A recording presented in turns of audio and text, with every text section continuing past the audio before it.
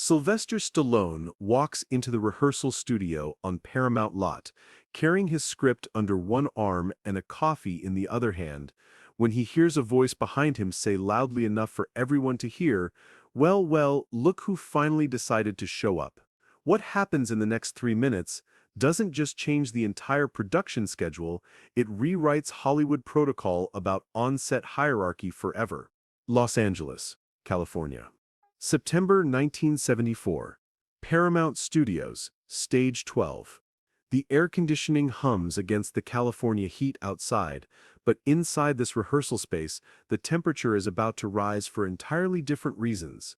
This is the pre-production phase of The Lords of Flatbush, a low-budget coming-of-age drama about four teenage friends in 1950s Brooklyn. Small film, modest budget, but it's work, and in 1974, Sylvester Stallone needs work desperately.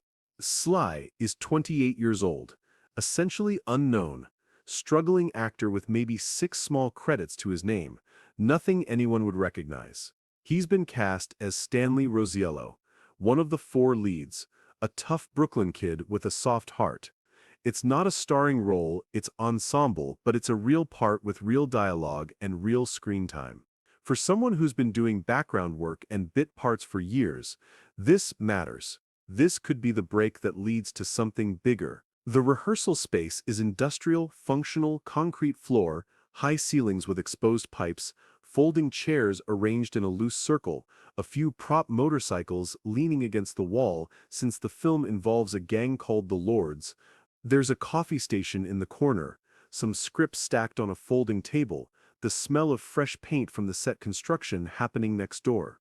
Maybe 15 people in the room, cast members, the director, a producer, some production assistants taking notes, the energy that comes with a new project starting, everyone trying to figure out their place in the hierarchy, their relationships with each other, their characters. Stallone arrives at 9:47 a.m. for a 10 a.m. call time. He's early by his calculation, on time by industry standards. He's wearing jeans, a plain t-shirt, work boots, practical. He doesn't have the money for fancy rehearsal clothes, doesn't see the point. He's here to work, to rehearse, to figure out his character. He enters quietly, doesn't announce himself, just walks in, nods to a few people he recognizes from the previous week's table read, heads toward the coffee station to refill, because his morning cup is already empty, and he knows this will be a long day. That's when he hears the voice. Richard Gere is standing near the center of the room, surrounded by 3 other people, 2 women from the costume department and another actor. Gere is 25, 3 years younger than Stallone, but you wouldn't know it from his energy. He carries himself like someone who already knows he's going places, like this small film is just a stepping stone to something much bigger, much more important. He's been cast as Chico Tyrell, another one of the 4 leads, and he's been treating it like he's the lead, the star, the reason this film will matter. Gere is handsome in that classic leading man way, sharp features, perfect hair, the kind of look that makes casting directors lean forward. He's got presence, confidence that borders on arrogance, the kind of self-assurance that comes from being told you're special your entire life. He's wearing expensive jeans, a designer shirt, leather jacket that probably cost more than Stallone's rent. Everything about him screams, I'm going to be famous, and maybe he's right, but right now, in this moment on this low-budget film, he's just another actor in an ensemble cast. Gere's comment, well, look who finally decided to show up, cuts across the room. It's loud enough that everyone hears it. Loud enough that conversations stop, loud enough that it demands a response. The tone is mocking, dismissive, challenging. It's not friendly ribbing between cast members. It's a power play, an attempt to establish dominance, to put Stallone in his place before the hierarchy gets set in stone. Stallone stops walking, doesn't turn around immediately, just stops, processes what he heard, decides how to respond. He's not late. Everyone knows he's not late. This isn't about punctuality, this is about something else entirely. He turns slowly, looks at Gere, keeps his face neutral, Doesn't show anger or surprise or anything that would give Gere the reaction he's looking for. Just looks at him calmly and says, "Call time is 10, it's 9:47. Gere smirks. The kind of smirk that says he doesn't care about facts or accuracy, he cares about making a point. He says, "Yeah, but real professionals get here early, like an hour early. That's how you show you're serious about the work." The room is quiet now. Everyone watching. This is the moment where relationships get defined, where the pecking order gets established, where someone either pushes back or accepts their position. Stallone sets his coffee down on the nearest surface, says evenly, "I've been acting for 10 years. I know how to be professional." Gere laughs, not a real laugh. A performed laugh for the audience of cast and crew watching, says 10 years and what do you have to show for it? Couple of bit parts? Background work? Meanwhile, I've got an agent at CAA. I've got 3 other projects interested. I've got a meeting with Francis Ford Coppola next month. That's the difference between someone who's going somewhere and someone who's just taking up space. One of the production assistants shifts uncomfortably. The director, Stephen Verona, is across the room talking to the cinematographer, hasn't noticed this confrontation yet. The producer is outside taking a phone call. There's no authority figure to step in. No one to de-escalate. Just 2 actors. One trying to establish dominance. One trying to decide whether to walk away or engage. Stallone says quietly, "This is an ensemble piece, 4 equal leads.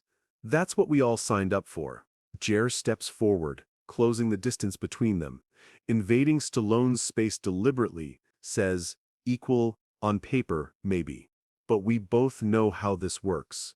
One person always breaks out. One person becomes the star. And it's not going to be you, buddy. You don't have the look, you don't have the training, you don't have the connections. You're a placeholder until someone better comes along." Now, other cast members are paying full attention. Perry King, who plays Butchie Weinstein, is watching from the corner. Paul Mace, cast as Wimpy Murgallo, has stopped his conversation. Susan Blakely is near the door, script in hand, frozen. Everyone knows this is important. Everyone knows this is about more than just 2 egos clashing. This is about the entire dynamic of the production. Stallone says, still calm but with an edge now, "You want to make this about competition, about who's the real star. That's your ego talking, not your professionalism." Jerry says, "I'm just being honest. Someone needs to tell you the truth. You're out of your league here. You should be grateful you even got cast. This role should have gone to someone with actual talent, actual training, but they needed someone cheap who could ride a motorcycle. And here you are." That's the line. That's the moment where Stallone's jaw tightens, where his hands flex at his sides, where everyone in the room inhales because they know what's coming next. Stallone says, voice low, dangerous, "You want to talk about talent? Let's talk about respect. You walk in here acting like you own the place, like the rest of us are just extras in your personal movie. That's not how a real professional behaves. That's how an insecure kid behaves." Gere's face flushes red. Says, "Insecure? I'm the one with the career trajectory. I'm the one people are talking about. You're nobody. You're nothing." Stallone takes one step forward, closing the distance Gere created. They're now inches apart. Stallone is slightly taller, more muscular, physical presence that Gere doesn't match despite his confidence. Stallone says, "You think Hollywood cares about your attitude? You think being an asshole makes you a star? It makes you unemployable. Ask around. Ask any director or producer who's worked for more than 5 years. They'll tell you talent without respect is worthless." Jerry says, "You threatening me?" Stallone says, "I'm educating you." That's when Gere makes his mistake. He puts his hand on Stallone's chest, pushes slightly, not hard enough to really move him, but hard enough to be aggressive, hard enough to cross the line from verbal confrontation to physical contact. Says, "Back off, tough guy. You don't scare me." Stallone looks down at the hand on his chest, then back up at Gere's face, says very quietly, "Remove your hand, Gere doesn't remove it. Says, or what? You'll hit me? Go ahead. That'll end your career before it even starts. Assault on set. You'll never work again. The room is frozen. Nobody moves. Nobody breathes. Everyone knows this is the critical moment, the point where this either de-escalates or explodes. Stallone says, last chance. Remove your hand. Gere smirks, applies more pressure, says make me. What happens next takes maybe 2 seconds, but will be talked about for years. Stallone doesn't punch him, doesn't shove him, doesn't do anything that could be called assault. Instead, he grabs Gere's wrist with his right hand, applying pressure to specific nerve points, a technique he learned from a martial arts instructor he trained with for a role that never materialized. The pressure is precise, scientific, excruciating. Gere's smirk vanishes instantly, replaced by shock, then pain. His knees buckle slightly. His free hand goes to Stallone's wrist, trying to break the grip. Can't. Stallone says, still quiet, still calm, I don't need to hit you. I just need you to understand something very clearly. This production needs all of us. Not just you, not just me, all of us. Your ego is not more important than the work. If you can't handle being part of an ensemble, if you need to be the star, the center of attention, then maybe you should leave. But if you stay, you treat everyone here with respect. Cast, crew, everyone. Are we clear? Gere's face is pale now, pain obvious, says through clenched teeth. Let go. Stallone says, are we clear? Gere nods barely, says, yeah, clear. Stallone releases the wrist immediately, steps back, creates distance. Gere cradles his wrist, shocked, humiliated in front of the entire cast and crew. His carefully constructed image of superiority shattered in 2 seconds by someone he dismissed as nobody, as nothing. But Stallone isn't done. He says, loud enough for everyone to hear, I didn't come here to fight. I came here to work, to create something good. If that's what you want to, then we're fine. If not, then we have a problem. That's when the director finally notices something happened, walks over, looks between Stallone and Gere, says everything okay here. Gere, still cradling his wrist, says nothing, just stares at Stallone with a mixture of shock and rage and something that might be fear. Stallone says, everything's fine, just establishing some ground rules. The director, sensing the tension but not understanding what happened, says uncertainly, okay, well, let's get started then. Everyone take your positions for the first scene read-through. The cast disperses slowly, reluctantly, knowing they witness something significant, but not sure what to do with it. Perry King catches Stallone's eye, gives a subtle nod of approval. Susan Blakely looks concerned but impressed. Gere doesn't move for the rehearsal, just stands there, wrist still cradled, pride shattered. Then he walks to the door, says to the director, I need to make a phone call. He leaves. Doesn't come back for 15 minutes. When he returns, he goes straight to the production office. Through the door, people can hear raised voices. Gere's voice, demanding, angry. Then the producer's voice, calm, firm. The conversation lasts maybe 5 minutes. Then Gere emerges, face red, grabs his leather jacket from the back of a chair, and walks out of the stage entirely. The producer comes out of the office, looks around, finds Stallone, says, can I talk to you for a minute? Everyone watches as Stallone follows the producer back into the office. The door closes. The cast sits in uncomfortable silence, wondering if Stallone is about to be fired, if Gere just got him kicked off the project, if the confrontation ended Stallone's career before it really began. Inside the office, the producer, a veteran named Roger Lewis who's been making low-budget films for 20 years, sits behind a cluttered desk, gestures for Stallone to sit. Stallone remains standing. Lewis says, Gere says, you assaulted him, says you grabbed his wrist, applied pressure, hurt him deliberately. Stallone says, he put his hands on me first. I defended myself without throwing a punch. I used minimal force to make a point. Lewis nods slowly, says, he wants you fired, says he can't work with you, says it's him or you. Stallone's face doesn't change, but inside his stomach drops. This is it. This is where his career ends.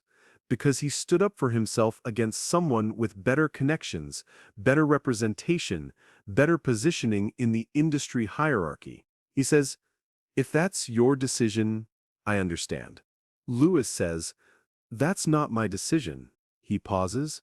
Gere is talented, probably going to be a big star someday, but he's also a pain in the ass. This is the third production where he's caused problems. His agent keeps making excuses, keeps saying he's just passionate, just committed, but I've been doing this long enough to know the difference between passion and arrogance. Stallone stays quiet, lets Lewis talk. Lewis continues. I talked to 3 people who saw what happened. They all said the same thing. Gere started it. Gere escalated it. Gere made physical contact first. You defended yourself without causing real harm. That's not assault. That's de-escalation. Relief floods through Stallone, but he doesn't show it. Lewis says, Gere just quit, walked off the production. Says he won't work with you under any circumstances. So now I have to recast one of my 4 leads 3 days before principal photography starts. You know how expensive that is. How complicated. Stallone says, I'm sorry. I didn't mean to cause problems for the production. Lewis waves this away, says, you didn't cause the problem. Gere did. And honestly, between you and me, I'm relieved he's gone. Would have been a nightmare dealing with his ego for 6 weeks of shooting. But now I'm in a bind. Need to find someone fast. He looks at Stallone carefully, says, everyone I talked to said you handled it professionally. Didn't lose your temper. Didn't escalate unnecessarily. Just set a boundary. That tells me something about your character. About how you handle pressure. Stallone nods, doesn't know what else to say. Lewis says, you're staying on the project. Full role, no changes.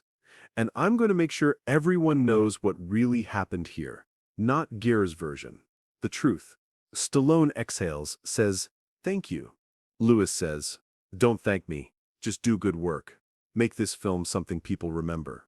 They reshoot starts 3 days later with Perry King taking over more leadership among the 4 leads. The dynamic shifts, becomes more collaborative, less competitive. The absence of Gere's ego creates space for real ensemble work. The cast bonds.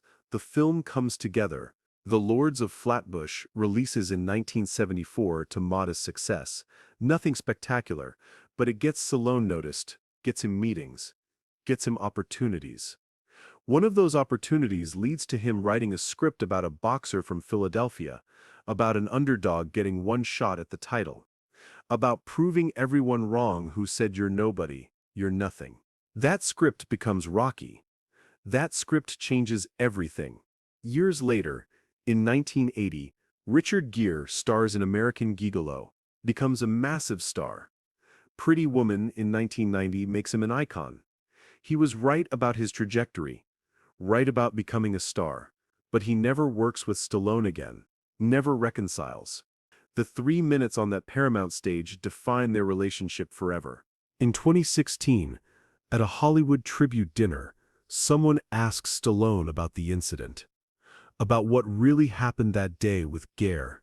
Stallone is 70 years old now, lived an entire career, 5 Rocky films, 4 Rambo films, dozens of action movies, icon status secured. He thinks for a moment, then says, we were both young, both fighting for position, both scared we'd never make it. Fear makes people act in ways they regret. I don't hold grudges, life's too short. But when pressed about whether he'd work with Gere now, Stallone smiles slightly, says, some chemistry just doesn't work. That's okay. Plenty of other actors in Hollywood. 3 minutes. That's all it took. 3 minutes to set a boundary, defend self-respect, establish a principle that would define Stallone's entire career. Not letting ego, yours or someone else's, destroy the work. not backing down when challenged, not using more force than necessary. Just standing firm and making it clear that respect isn't optional, it's required. Who in your life is playing Richard Gere right now? Who's treating you like you're nothing, like you're placeholder, like you should be grateful just to be in the room? And more importantly, what are you going to do about it? Because sometimes the most important career decision you make isn't saying yes to the right project, it's saying no to the wrong treatment. Stallone understood that at 28, when he had nothing, that wisdom carried him through 50 years of Hollywood.